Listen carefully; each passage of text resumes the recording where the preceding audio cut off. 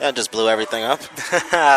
Hold on. Yes. All right, well, we are on the air. I want to thank you all for joining us. We are moments away from kickoff between Riverside City College and the El Camino Warriors of El Camino College, of course. This is Nick Rice along with Dan Gadino, the broadcasters here for tonight's ball game. We'll send it down to Dan. And in this matchup, it's a couple of teams trying to vie their way into a playoff spot and obviously well on their way to a bowl game given some huge aberration. But your thoughts in this matchup where winner remains among the top of their respective division? Well, after that loss to Grossmont, I would say Riverside's very fortunate to remain in a top 10 team, currently ranked number 9 in the state.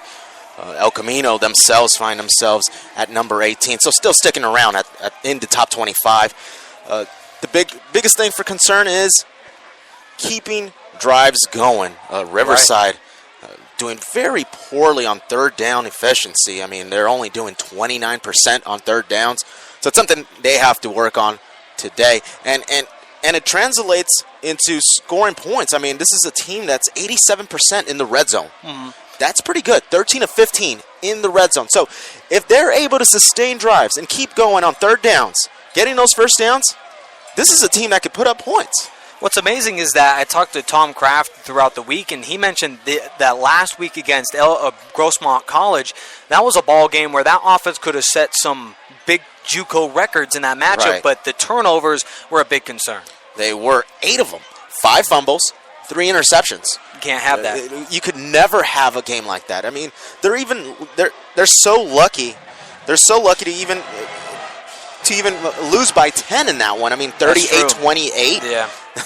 With 8 turnovers, that's unspeakable. That's you never hear about that. Yeah, you can't have that. See, the problem is, and what really helps Riverside later on in the year is that their defense is among the best in the junior college ranks. They rank second overall in total defense in their respective division. Right. And this is also a ball club that have forced some big turnovers that gave their offense opportunities. Kelly Helinski will start tonight's ball game. He is the quarterback for Riverside, and you take a look at the statistics, Dan, and it's pretty good. They are good. I mean, sure that Bakersfield, the first game of the season where they won 53-1, surely did help them as far as stat-wise. So maybe the stats are a little bit overly inflated because of that game. Again, they won 51-3 in that one against Bakersfield here at home at RCC Stadium. So it's a team that's averaging 38 points per game. So that instantly screams out high scoring. So this is a team that could put up the points if they clean up their act. Yeah, this is a ball club that averages around 500 yards offense per game, led by their illustrious quarterback, Kelly Helinski. And we'll send it down to the field with the extremely loud PA guy. We'll go ahead and have some last-minute remarks before the beginning of tonight's ball game. This is Week 5 of JUCO football. El Camino 2-2. Riverside had a bye last week, and they entered tonight's ball game at 2-1. And looking to win their third game of the season. We'll go ahead and play our national anthem here, and we'll have kickoff right after this.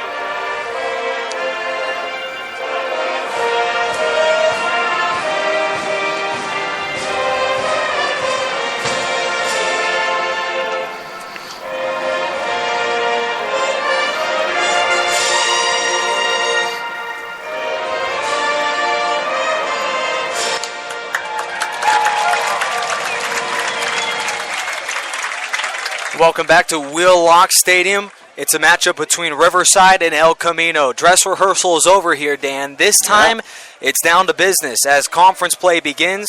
Tom Kraft, the head coach of the Riverside Tigers, is an undefeated 5-0 in conference openers. They've won every matchup, and by a number of them, they won it hands down. Jimmy Camacho, the electric punter and kicker here for Riverside, he is set to tee it off. And El Camino onto the field, and they have the energy that they could win this game. They do. They were out here super early. I'm talking about 2 hours before kickoff, and they were yelling and screaming and hooting and hollering. Right. They're definitely pumped up about this one. They're ready for this game. I think last week, Grossmont was a similar energy heading in. They were pumped up. They were energized, but that may be a little bit too much. El Camino ranked in the top 25. Do you feel like this is a trap game for Riverside? One more loss, and they could kiss their playoff hopes goodbye. It could be, and here's why. Because they had a bye week last week. Okay, after a huge loss like against Grossmont, you instantly want to go back out there and redeem yourself. Right. They didn't have a chance. They had to wait a week. So this one here, hey, it could be a layoff, could hurt them, or it could not. But I feel like they're going to come out with a lot of energy. I see the sidelines, and they look pumped. Yeah, Tom Kraft, one of the more winning coaches in the JUCO world, over 80% win percentage for the Riverside Tigers. Jimmy Camacho, kicker for Riverside, will boot it away and back deep to receive for El Camino. Looks to be Michael Wimberly, 5'8 receiver for the El Camino Warriors. But we are just about ready for kickoff to commence. Thank you for joining us on Spreaker.com, an affiliation of the National Sports Radio Station. Jimmy Camacho, his first kickoff of the game, approaches and sends it away. A deep end over end kick, and week 5 begins here for Riverside and El Camino. Out of the goal line looks to be Kendall Sparks, and he's pummeled to the turf at the 14-yard line. Special teams making their act known early on. That's right. Hey, it feels good to be back home. It's been 3 weeks since we've been here. Right. And so it's definitely Riverside and the fans and the players themselves and the coaches. Hey, they're all happy to be back at home. Yeah, this is a ball club in El Camino taking on Riverside, obviously, but they had their own quarterback controversies. Kendall Sparks, who missed last game, he is out onto the field along with their electrifying quarterback, Joseph Notch, after missing last week's game with an injury. The Warriors line up with a 3-wide set. Riverside counters with a nickel package. Riverside tight to the line here. Notch operates out of the gun. Snap goes back. Notch looking. Pass rush coming. There's Jeremiah Mitchell, and down he goes.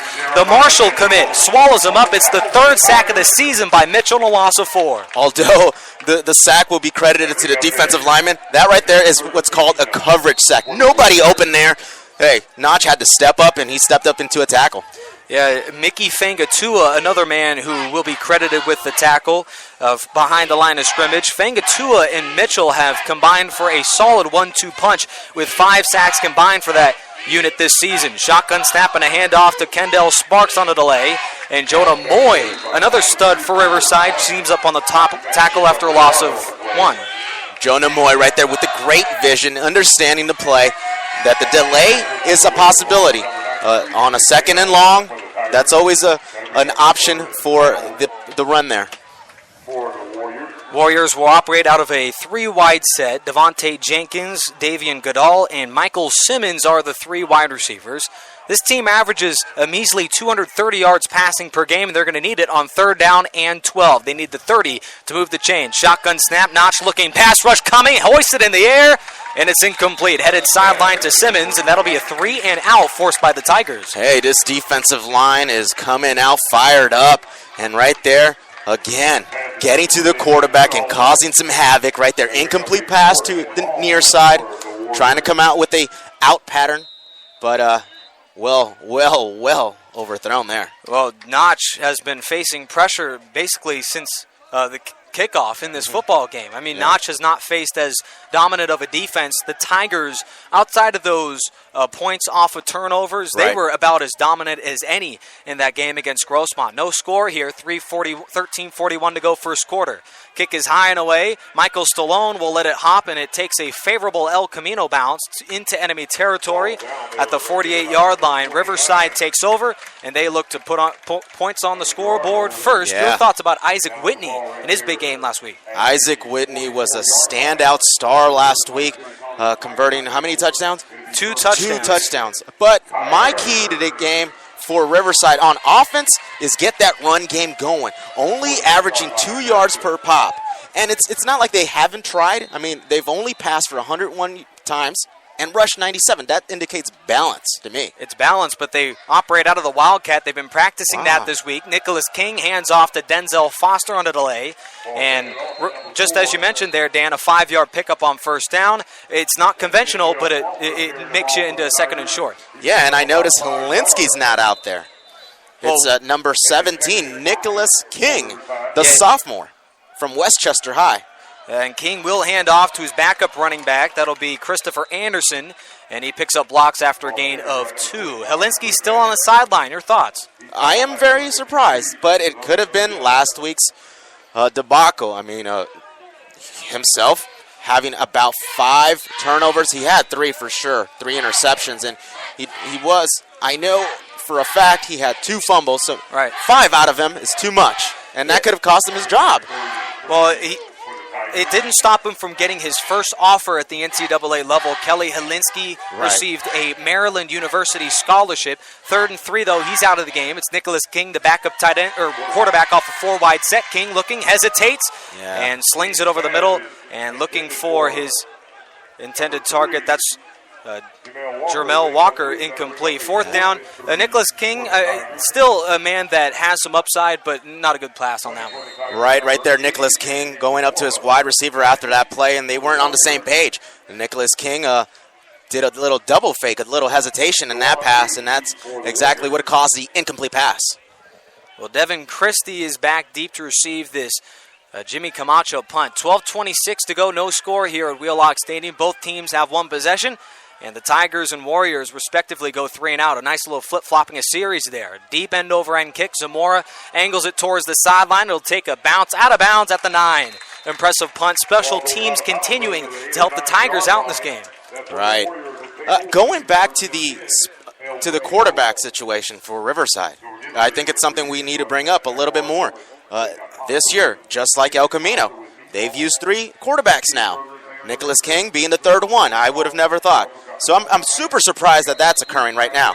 Well, what's funny is that they used Shane Vernala as the backup. After Helinski threw his 2nd pick, they threw in Vernala into the game, and now they're getting a brand-new quarterback in Nicholas King. I mean, sure, the quarterback position is far from ideal, but right now I believe Helinski's your guy, right, Dan? Hey, I go with Helinski only because he's got the body type, the tall, strong structure that he has, being 6'7". He's definitely a guy that could overlook his offensive line. Well, Joey Notch is back to throw and nearly fires an interception straight into the arms of A.J. Hodgkins. He had a house call on that one, but dropped the football. Could have been, should have been right there. But, hey, how about this defensive front coming out its first 2 possessions and deciding, hey, we're going to take control of this line here. Yeah, well, Riverside, in the trenches. That's right. They have, off of 4 plays, the Tigers have forced El Camino to negative 2 yards of offense in this football game. They have been masterful on the defensive side following last week's stalwart performance against Grossmont College. 2nd down and 10 from their own 9. Riverside backs up. It's a fumbled snap. Notch hands it off on a delay to Kendall Sparks. Wow, and that play will end up losing a yard. Talk about being sloppy right there. Notch fumbling the snap, and then as he's getting tackled, decides to shovel it with both hands. Sort of looked like a basketball pass to his running back. Totally sloppy. That wasn't designed right there. I mean, if it was, it certainly wasn't going to work out on that one. Another 3rd down and 10+ for El Camino. Riverside pitting their ears back going against the blitz. I'll bring up a stat. 46% on 3rd downs. El Camino solid, but not in this game. 11:42 to go. Notch out of his own end zone, rolls out, looking, fires on the run, a leaping grab, and it's complete. Move the chains for the Warriors. That'll be Michael Simmons, his first grab of the game. Hey, Notch, when he gets a chance, when there's no pressure on him as he rolls out to the far side, he's accurate. I mean, right there, throwing it over a defender, a leaping linebacker. That was pretty good in my eyes. Yeah, Tom Kraft, coach for the Tigers, mentioned during the week that he believed his team did not have the focus, and I think I go back to that pick 6 that A.J. Hodgkins should have had a couple plays earlier. Hand off to Kendall Sparks, zigzags 25, looking sideline, and he's out of bounds at the 32-yard line, but that play may come back. We have a flag down on the field. Yeah, El Camino is definitely a team that could actually produce on offense. They will struggle at times, but again, that 46% on 3rd down conversions, it's a decent one compared to Riverside's 29%. Well, what do you think is the main cause